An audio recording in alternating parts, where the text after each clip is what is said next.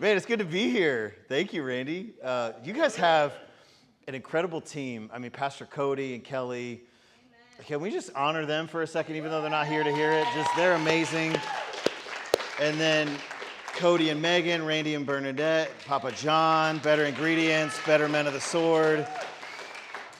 It's so good. Just such a good church. And it's propped up by pillars of leaders. And it's just awesome to be here. I do have some books with me. I didn't bring all of them, but actually, this first one I wrote, Tell It Well, actually launched the book here. I had a book launch party here. Some of y'all were here for that. And what's funny is that this book was birthed here because I was in my late 20s and I was praying about writing a book, and I wanted to write and publish a book before I turned 30. And I was sitting back, somewhere back there by the sound booth, and there was a celebration service happening here at what was at the time Bethel, Dallas. And these people were coming up and giving these amazing testimonies. And like, I paid off, the Lord helped me pay off $30,000 of debt in 6 months. And then another guy was saying that he was out of a job for a year and he started tithing, and then he had this amazing breakthrough and he got a job that paid like 30% more than what he used to make. And people are sharing these crazy stories, right? And then someone gets up and tells this story of their daughter had cancer and the Lord healed, like a little 9-year-old girl healed her of cancer. And the way he said it, he was like staring at the floor the whole time.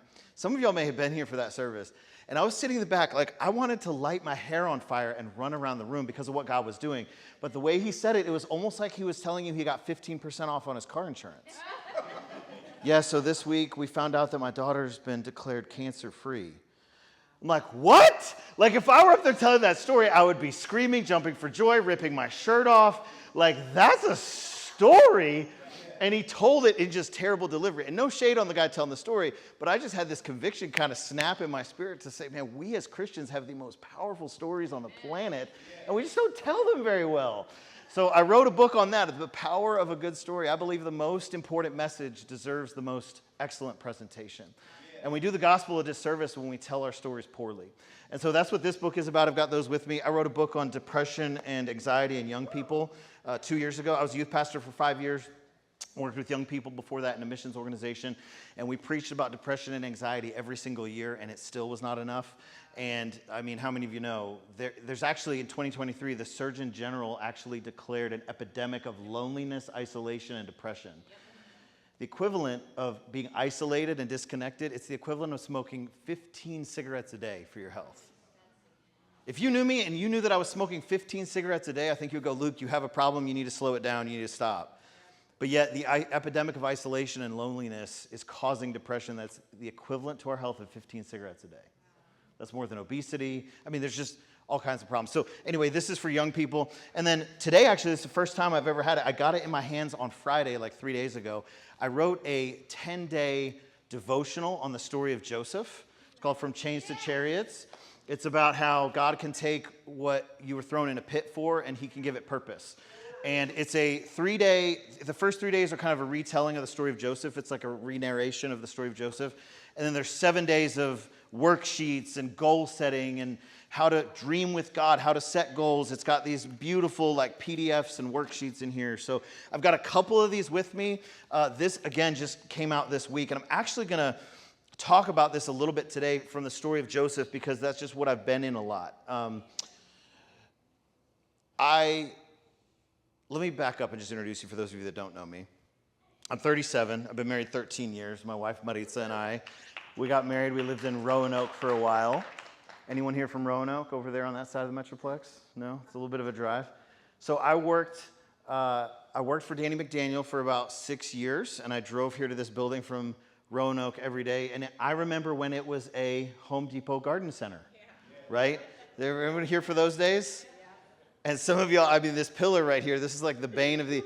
And I actually had a thought about this pillar because I think about how many of you serve in this church? You serve. You're here, you make the coffee. Just keep your hand up for a second. I look at this pillar sometimes, and I look at kind of as an obstacle to what's happening on the stage. And I think sometimes if you're serving, you sometimes feel like you're kind of doing something, but the real important ministry is happening here, right? Like Shacarol and the team.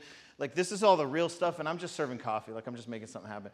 But the truth is, if you serve in this church, you're a pillar. You're not an obstacle. Listen, if this pillar was gone, we would all be very miserable. We would all be under a bunch of rubble, like what happened at Cowboy Stadium a couple weeks ago with the steel falling from the ceiling. That would be our reality if the pillar wasn't here. And the truth is, the important work is not just happening here up on the stage. The important work is you, week in, week out, lifting up our kids, lifting up the coffee, lifting up people. Amanda sitting at the door, greeting people as they walk in with a smile. Papa John shaking people's hands, welcoming them, and leading men to the sword. There is real work happening. You are pillars of this church. I was talking to a friend earlier this week, and we were talking about creativity and the idea of producing and creating things. And she said, I've just never felt like I was a creative person. And I was like, my fists kind of clenched a little bit, because I've heard that a lot. Like, you're so creative, you write books. I'm not bragging on myself, but people have said that to me the past 15 years. Wow, you create, I do like digital marketing stuff. You create these campaigns, you have ideas. I wish I could be creative like you. And I understand what they mean when they say that, but I don't like that phrasing, because I have this core conviction that everybody is creative. Like, we were all created to create. And some of us, there's different avenues that maybe look more creative, like musicians or authors or painters or graphic designers. But I have met some pretty creative accountants. Amen. I have met some pretty creative CFOs and CPAs and librarians, and I have met people who are creative across every industry, but we just don't label it because we think creativity has to look a certain way. Amen. I'll propose to you that you're creative, you just maybe need to give a little bit more time and energy to your ideas. Yeah, everybody was created on purpose for a purpose, and you have creativity in your DNA that just needs to be expressed. So I don't know who this is for. This has nothing to do with my content today, but this is just something that I feel like to encourage you to say, it doesn't matter if it's expressed in a traditional creative avenue, you have creativity in you. Creativity is just spelled T-I-M-E. It just takes time and energy to produce something. I think we look most like God when we're creating. That's right. What was the first thing God did? He created something out of nothing. You and I, when we're in the mirror image of God, we're at our best when we're creating. So anyway, okay, I'll get off my soapbox there and I'll dive into the word this morning. I want to talk a little bit about the story of Joseph. We're going to dive into Genesis 37. It's a lot. So the story of Joseph is 13 chapters of the book of Genesis with a little bit of a detour for another story in there. I'm going to just summarize it, and the truth is, let me grab my clicker. I'm sorry, I left it up here. The truth is that there's probably 7 or 8 different themes we could pull out of the story of Joseph. But as I've been reading this and digesting this, I've really been in the story of Joseph for a long time, because like I said, I was working on that book, but then I've just been in the story. And it's just fascinating to me. And I discovered some different things that I had never thought about before from the story of Joseph. So let's just recap the story for those of us that maybe never heard it. I'll just kind of briefly fly over the key points here. If I miss something, feel free to shout me down and bring something up. But short version, family growing up in Canaan. Joseph is the favorite, second to youngest son. Anybody ever feel like there was a favorite in your family? Yeah. This was not only felt, this was observed in a not so subtle way, because his father Jacob gave him a beautiful coat that no one else got. This is like everybody else getting the Walmart clothes, and Joseph gets something from Nordstrom Rack. Pretty clear to tell who's the favorite kid, right? If you start giving your kids the expensive clothes. Not cool, Jacob, right? Joseph grows up, has a couple of dreams as a teenager, tells his family about the dreams. I saw there was 12 sheaves of wheat, and they bowed down before me, and I was standing among them, and all the other sheaves bowed down before me. And it's like, his brothers are starting to get angry, right? Because they're like, okay, first of all, you're already dad's favorite.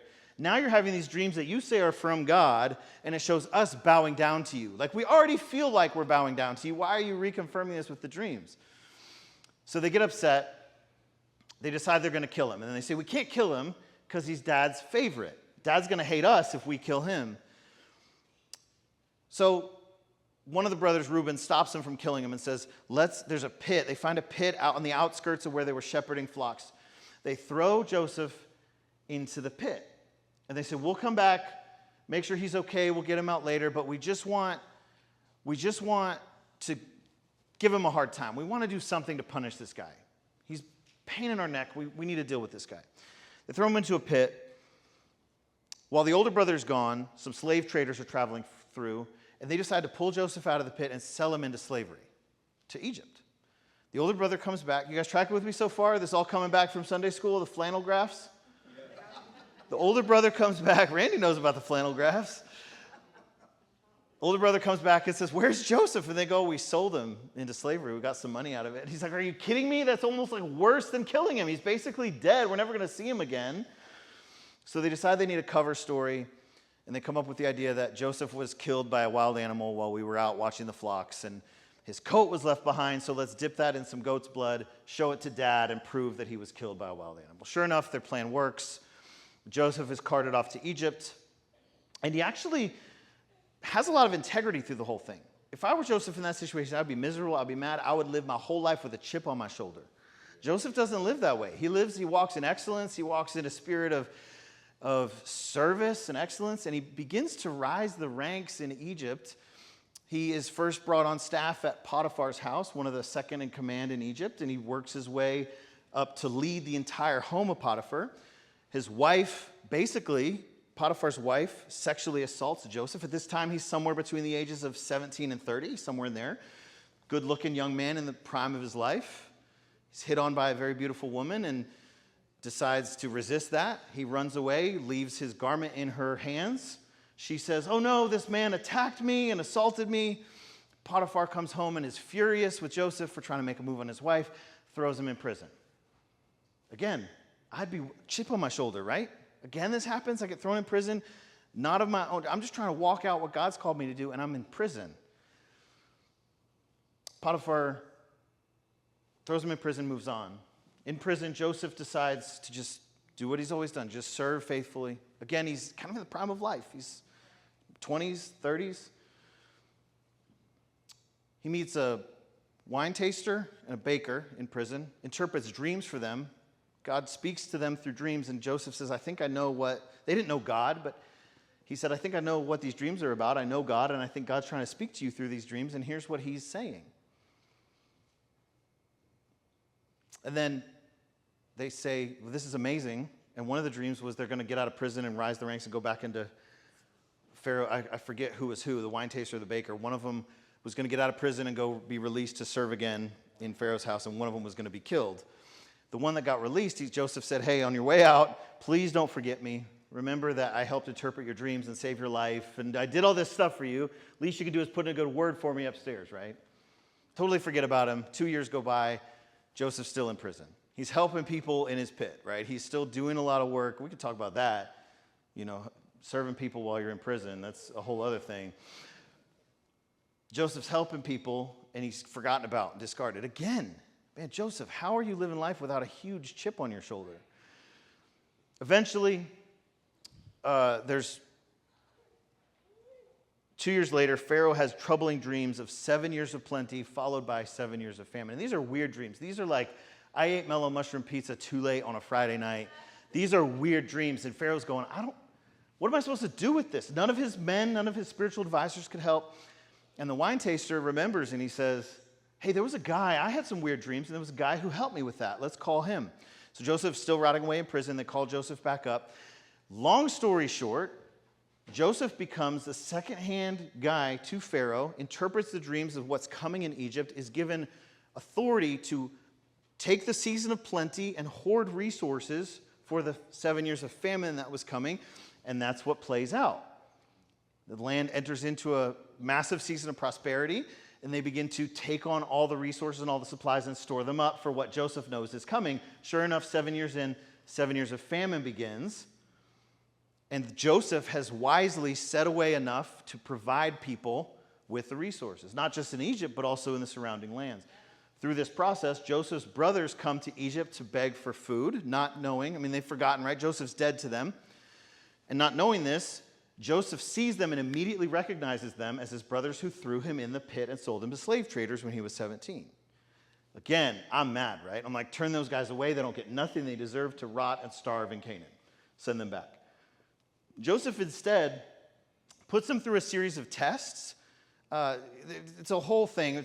It's in Genesis. I think this is probably 47 at this point. Puts them through a series of tests. They come back. They go back and forth, back and forth.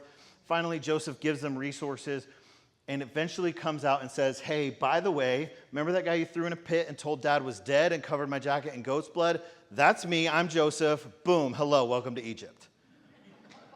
That's the Luke paraphrase version, kind of like the Passion Translation. Joseph then hugs them. They all kind of get together and they're crying and this is amazing. What on earth? How did you get this? This is wild. And something caught my eye in this story that I've never noticed before, is that it was actually like 10 to 16 years. So they had this reunion moment, and then we don't know exactly what was said in this moment, but then it's like 10 to 16 years later, there's this famous thing that Joseph says to them. So 10 to 16 years go by, Jacob dies, and the brothers go, now Joseph is going to punish us because the only reason he kept us alive was because dad was alive. And he didn't want to make us look bad in front of dad. He didn't want to do a disservice to dad by punishing us. But now that dad's gone, our future is over. So they go back to Joseph kind of tiptoeing. And this, I thought, for some reason growing up, I thought all that reconciliation happened in that first moment. But it actually came kind of in layers. Because the second time they went back and they were like, hey, remember all that stuff we did? Like, we still remember that. Can we talk about that again? Because we kind of feel like now that dad's gone, you're going to ice us. Like, we're over, right? We're done. And Joseph says, no, like, we're good. And I forgive you. And he says this, and some of you may remember this verse, what you meant for evil, God meant for good. That actually happened when they circled back to this whole time. It wasn't in the first. I always thought there was a story where they come in asking for food. Please, sir, will you give us some more? And Joseph says, hey, yes, I'm Joseph. And they say, oh my gosh, I can't believe you're our brother. We're so sorry. And then they all cry. And then Joseph says, it's okay, I forgive you. What you meant for evil, God meant for good. No, that never happened there. That happened on the second phase. So I'm going to click through the slides here. Let's see if I can go. Clicker's not working. We'll go to the next slide. There we go. So there's really, I think, 6 lessons we could pull out of the story of Joseph. Oh, it's my fault. My clicker's off. I think there's 6 lessons we could pull from the story of Joseph. And these are all very good. And I kind of write about some of these. The power of dreams and visions. What happens when you have a dream in your heart? Or the integrity in the face of temptation. When a beautiful woman throws herself at you, how do you act? Resilience through adversity. When you're thrown in a pit, thrown in prison against your will, how do you handle that? The importance of forgiveness. How do you deal with people that have wronged you and never really apologized, right? Leadership and wise stewardship. That's another lesson in the story of Joseph. And then lesson 6, trust in a greater plan. Trust in a greater plan. Some of you are looking at this list like, we're going to hit all these? The Cowboys play at noon? How are we going to talk? No, I'm only going to talk about one of them, the importance of forgiveness. That's what we're going to zoom in on today. If you're interested in the other 6, I dive into all of them in From Chains to Chariots. But today, I want to talk about forgiveness, and Shakiro kind of talked about it a little bit. We're entering into the holidays. We're entering into Thanksgiving. Some of us are going to have to sit across the table from people that we maybe don't agree with or maybe that have wronged us. Or maybe we're setting boundaries and we're not going to some Thanksgivings because of things that have happened in the past. Understand, in a room like this, there's a lot of family dynamics and there's a lot of pain. There's a lot of wounds. There's a lot of hurt. There's a lot of evil, wickedness, crimes committed even. I'm not suggesting that we bury all of these things and pretend they never happened. Some of us have been through some unimaginable things that I can't even begin to scratch the surface of what has happened to you. So I'm not suggesting that if there's been abuse or illegal things happen that you just move on and deal with it. But I am suggesting that there are some wounds that bear forgiving. And we all have different situations. There's different contexts. There's different situations for each of us. And we need to understand the idea of what does it look like to forgive without footnotes. This is where I'm going to land today on the topic of forgiveness, because I think it's easy sometimes to walk in forgiveness as long as our conditions are met. When they've apologized, when they've made I've done my part, now it's up to them to do theirs, and then I'll forgive. Again, this is not black and white. There's gray areas here because there's some situations where it's like, you don't need to reconcile that relationship. That was toxic, that was abusive. You need to keep your distance. But there are some relationships where God is asking you to forgive and release whether or not this person ever apologizes to you. footnote in a book is like some extra information that you may need, right? A footnote is you're going to read the bottom of the page and it's going to say, oh, I didn't know that, or it's going to give you additional context or additional information. Is it possible that God is leading some of us today to forgive without the extra information, without the context, without being explained or justified? This is the verse that I kind of summarized about when they came back to Joseph and apologized, and then he said, what you meant for evil, God meant for good. I'm not going to read the whole thing. It's in Genesis 45. But the timeline is something I never fully understood. Let me see if this is a slide or not. I kind of changed it. Yes, it is. Okay, this is the Anchor Yale Bible Dictionary. It says, forgiveness is the wiping out of an offense from memory. It can be effected only by the one affronted. Once eradicated, the offense no longer conditions the relationship between the offender and the one affronted, and harmony is restored between the two. There are some situations where this type of reconciliation will not be possible. But there are some situations where the forgiveness is not for them, it's for you. Forgiveness is not just for them, it's for you. And the person who is offended is the only one who has the authority to walk in forgiveness. Today I'm going to talk about 2 things that unforgiveness will do to us if we let it, and then 3 things we can do to walk in forgiveness. I did not. Pastor Cody reached out to me a couple of months ago and asked me to help speak while he was on sabbatical, and I said, yes, absolutely. And then the Lord started dealing with me on this idea of forgiveness, and I immediately regretted it because this is something that I struggle with sometimes. This is something, I am not coming, Moses from the mountaintops with the 10 commandments saying, I've seen the face of God, let me impart to you my wisdom from being on the mountain. This is like in the trenches of, I don't fully know what I'm doing, but I'm trying to figure this out. And I'm bothered at some people sometimes, right? And I don't fully walk like an angel on clouds trying to walk in forgiveness and blessing people, and my shadow heals them as I walk past them. This is something that I am like I spoke a couple weeks ago at a different church, and that message was so encouraging and uplifting, and I felt like a champion giving that. And I was like, God, can I please just speak that message again? And he was like, no. You're going to talk about Joseph and unforgiveness even when people don't deserve it. I'm like, okay. So I don't know who this message is for, but if no one else is here that this message is for, it's at least for me, okay? So we're going to talk about 2 things that unforgiveness does, and then 3 things that you can do to walk in forgiveness, and it's going to be work. It's going to be a process. It's not a bag of magic beans that you pull out and it grows into a beanstalk of forgiveness. It's work.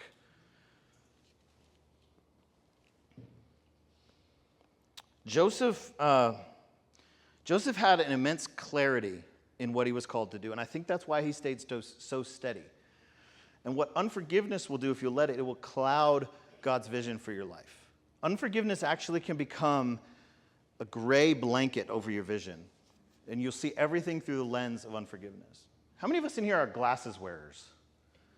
Glasses wearers. Okay, a lot of us. Good. I'm not the only blind bat in the room. Awesome. You know something I don't often do? I look through my glasses, but I don't often take off my glasses and look at them. Do you ever just stop and look at your glasses? Like, it's kind of a philosophical thing. Most of us don't. I never have. I've never been, wow, these are what I look at the entire world through. Everything that I see, every light. Legally, I have to have these to drive. Without these, I can't drive, according to my drivers. I mean, I could try, but we'd probably make it 20 feet. Everything that I see the world through happens through these, but I don't often think about the glasses. They're just kind of there. Yet, what unforgiveness does is it brings a cloudiness, and it brings a unfamiliarity to your surroundings. It brings a darkness to your surroundings that if we sometimes go take off our relationship, like, you know what? This relationship, I've been looking at it through a cloudy lens. We just engage in relationships sometimes without thinking about the context. Or you know what? I'm kind of negative and abusive towards that person with my words. Or you know what? That person only ever reaches out to me when they need something. Anybody got some of those in their life? Unforgiveness will cause you to just cloud the lenses, and you'll never take it off and go, wait, maybe there's something there. Maybe there's a reason there's a cloudiness to our relationship. Maybe there's a reason that there's some toxicity in this relationship. It's because there's unforgiveness in place. Some of y'all, I remember I got glasses when I was 17 for the first time. And the first time I put on glasses, I was like, whoa, that's crispy. Like, I thought everything was just soft and blurry. I thought at night, like every light had like 16 points to it because of my astigmatism. What, that's how I'm supposed to see the world? Some of us we don't know any better. Our family, we grew up in toxic environments. We grew up in negative households, and that's just how we came up, is we just are bitter and unforgiving all the time. Take off the lenses and see what God will do if you will release some things. Joseph was fueled by dreams for the future, not wounds of the past. Joseph was fueled by his dreams for the future, not the wounds of the past. The second thing that unforgiveness will do is unforgiveness will produce and spread bitterness in your life. And this is like the most duh thing ever. And I've heard this cliche phrase, not forgiving someone is like drinking a glass of poison and expecting to kill the person you're mad at. Right? Like, you've heard that. I had a youth pastor friend one time make a batch of brownies and put some dog poop in the mix and said the unforgiveness is like dog poop and there's a little bit in there, but it ruins the whole batch.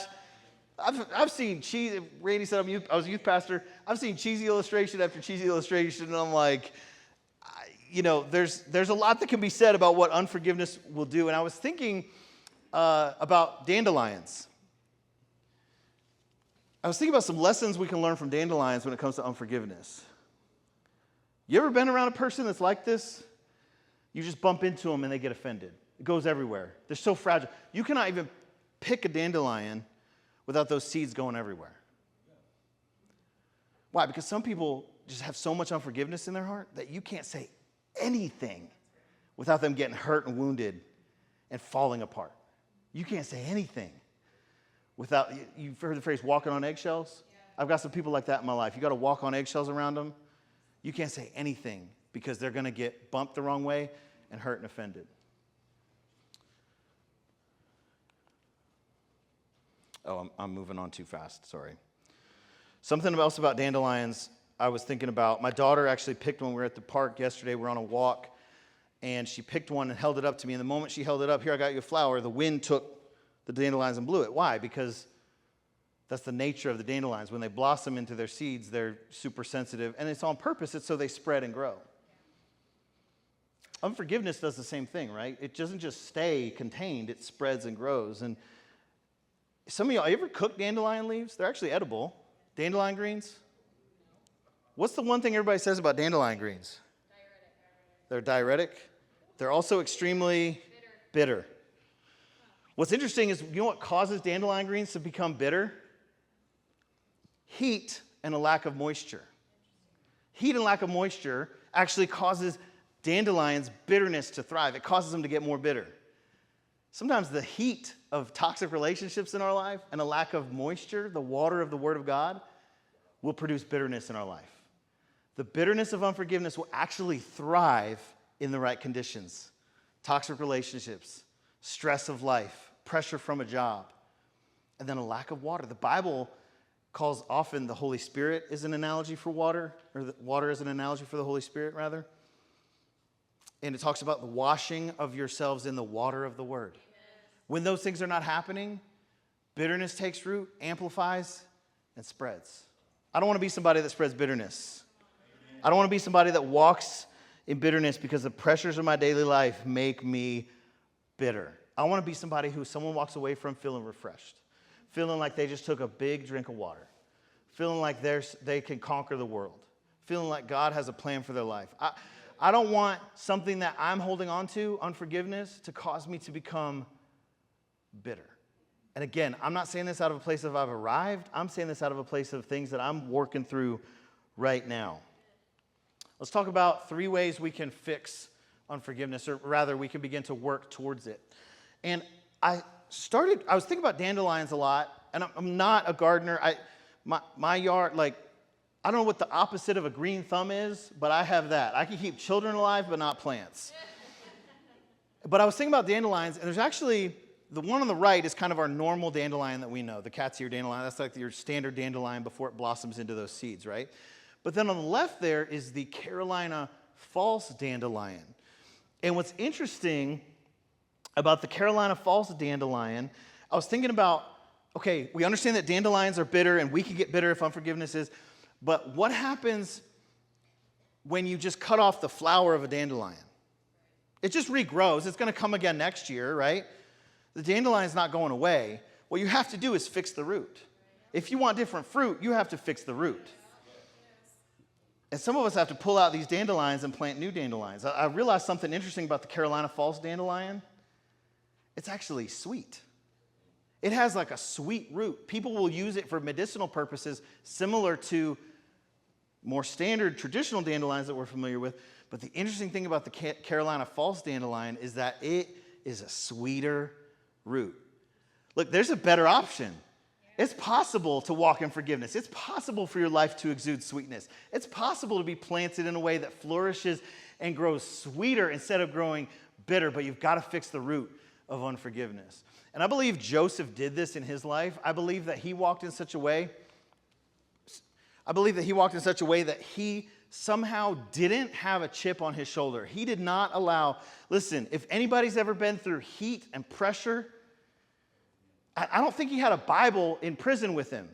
The Bible had not been written yet. I don't think he had the Bible app down in the pit waiting to be sold. He's 17 years old, scrolling, he's rotating between TikTok and the Bible app. No, Joseph had nothing. He could not wash himself in the water of the word. He just had a dream and a promise from God. And he did not allow his root to get bitter. He was so focused on his purpose and on vision for his life. But I have to imagine he's replaying what happened. You don't forget these things that happened to you. You don't forget the wounds. You don't forget getting thrown in a pit, getting thrown in prison, getting attacked by your brothers. You don't forget stuff like that. I wish that there was some sidebars or footnotes in the Bible that said, and every Tuesday morning, Joseph woke up and wrote down his brother's names and crossed an X through them because one day he was going to, like, did he ever have those? You're 18, 19, 20, you're like prime of life. You got all this testosterone in your body. Surely he's replaying what happened and he's dreaming of throwing his brothers into a pit one day.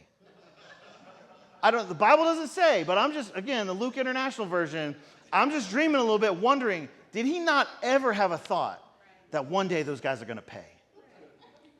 You ever been up at night and you've forgiven and moved on, but those images still jump back in your head to say, God, one day if I ever see that person again, Jesus, you're going to have to clamp my mouth shut like Daniel in the lion's den, because if I ever see that person again, they're getting some words from me. You've moved on, you've forgiven, but those moments come back. If you want better fruit, you're going to have to fix the root. Another way that you can walk in forgiveness is go on the offense. Even if I don't feel it, I can go on the offense here. I don't just have to sit and wait for someone to come and apologize to me. I can go on the offense and walk in extreme forgiveness, regardless if I ever get an I'm sorry, regardless if I ever get a phone call, regardless if I ever get a handshake and an apology. I can be on the offense when it comes to forgiveness. Something I also learned in therapy is the idea of writing letters to your offender. Writing a letter to the person that hurt you. Don't ever send it. Just burn it or shred it. And that has helped me immensely too, to write something out and say, you hurt me, here's how I feel. And they may need to see it. You may need to send it. It may just be, this is just for you. You're the only one that can forgive. Write a letter. Just put it in a shredder or put it in your fireplace. Don't ever send it. Send the crumble. Go on the offense. Do something ridiculous to just get it out of your system and go on the offense with forgiveness. The third tool to overcoming forgiveness. Oh, there's a beautiful box of crumble. Forgot about that slide. Third step you can take in forgiving is get a concussion. Sort of. Go skiing this holiday season, slam into a tree, and get a concussion. No. I was just in Utah last week in Salt Lake City. I've never been there. Had to convince my wife I wasn't going to find a sister wife. I was there for a business trip. And while I was there, I found a story of something that happened in 2020. this is bizarre. And I'm like, but it's been like, it was on People magazine, and it was the whole thing. It's been like online verified, all this stuff. Jenna and Mitchell Brotherson from Utah. In February 2020, Jenna breaks up with Mitchell. She was overwhelmed. She had a lot going on. She had some stressful situations in her family, and she decides they had dated for a while, and I just need some time to myself. I need to break up with you. Mitchell says, okay, fine. I don't know the conditions of their breakup. He says, okay, bet, like, fine, I'm going to go skiing. So in Utah, he goes skiing the next day. While he's skiing, he goes end over end on his skis and hits a tree, bumps his head, has a concussion. He's taken to the hospital. When he wakes up, he immediately calls Jenna, his now ex-girlfriend, and asks her to come pick him up. And she's like, wait, what? Like, call your mom or something. Like, we're not... And he had forgotten that she dumped him. Like, something in the concussion happened that it never crossed his mind that they were not a couple. It wasn't like a ruse. It wasn't like a game he was trying to play. He just forgot. She had to explain it to him. And she kept saying, listen, we're not together anymore. Like, we're not a couple. I dumped you yesterday. And he's like, no, you didn't. And this concussion messed up his brain in such a way that he literally did not remember what happened 24 hours prior. And he kept calling her and texting her. And she was like, stop. We're not a couple. I broke up with you. And he's like, no, you didn't. We're together. And it was what the most bizarre thing. 7 months later, they got married.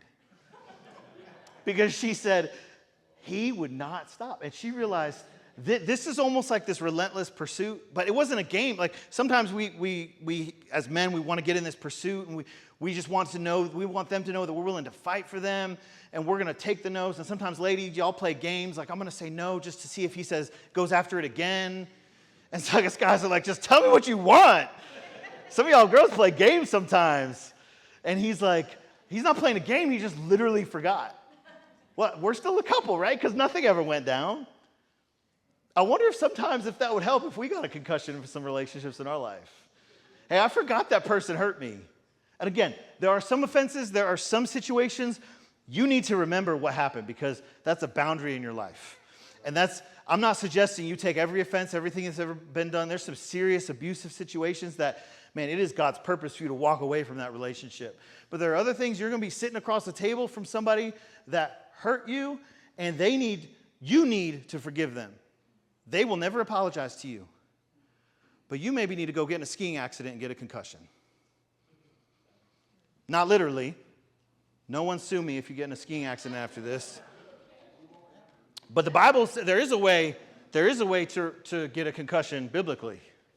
Romans 12:2 says this, do not be conformed to this world, but be transformed by what? The renewal of your mind, that by testing you may discern what the will of God is, what is good and acceptable and perfect. When people in your life are trying to break up with you and disrupt you and ruin your relationships, we have an opportunity to renew our minds and live in a way that is not stuck in what's happening to us. We can actually live in such a way that our minds are renewed, that our lives are saturated by the Word of God and what God says about us and not what this relationship says about us. What God says about that situation and not what that person did says about that situation. That the Word of God actually becomes a tool, much like a skiing accident, to actually physically reroute our brains and reroute our minds and cause us to walk in forgiveness and renewal and move on from the pain that someone has caused us. Restoration is possible. Healing is possible. May never happen on this side of heaven. You may just get your heart healed and that relationship stays fractured. You may just get your pain released and the relationship has to stay distant. But healing and reconciliation is possible in your heart. Fix the root. Go on the offense and renew your mind. Renew your mind sounds a little better than get a concussion, so we'll say that.